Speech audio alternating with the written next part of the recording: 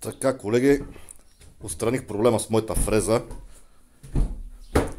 Ето е фрезичката. Мега тулче. 7 коня. Какъв беше проблема? При опит да опитам да стартирам, така голяма компресия се получаваше, че виждате, че съм изсмъв капак. Направо ти дърпаше въжето от ръката, щупи ръчката, щупи капак. Къде се оказа проблема?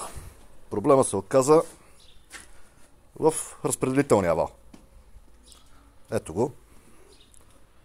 Старият разпределителен вал. Така, обяснявам. Викат декомпресор, декомпресор. Къде седи декомпресора на тази фреза? Ето го декомпресора. Ето го така отдолу. Някаква теникия с пружина. Голям проблем е при почти всички фрези. 6 коня и половина, 6 и 7. Така, какво представлява? Ето тук има едно палче отдолу. Момент. Което се движи. Какъв се оказа, че е проблема?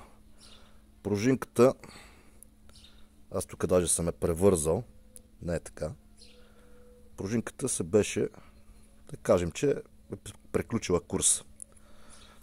Какво се получава? При бавно дърпане на въжето, когато стартираме фрезата, това палче на...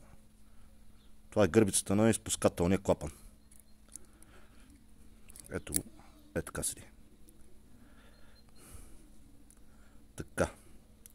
Дърпате въжето и в так сгъстяване, когато и двата клапана са затворени, леко това палче натиска изпускателния клапан и част от компресията един вид излиза в атмосферата. В момента, в който фрезата запали от центробежната сила, хоп, и клапанчето, то лошче да не е клапанче, лошче се прибира. При мен беше за всяко това нещо. Проблема го реших с един нов вал. Новия вал струваше, беше от порядъка на 21 лева. И ново стартерно въже с капак. Това е, колеги.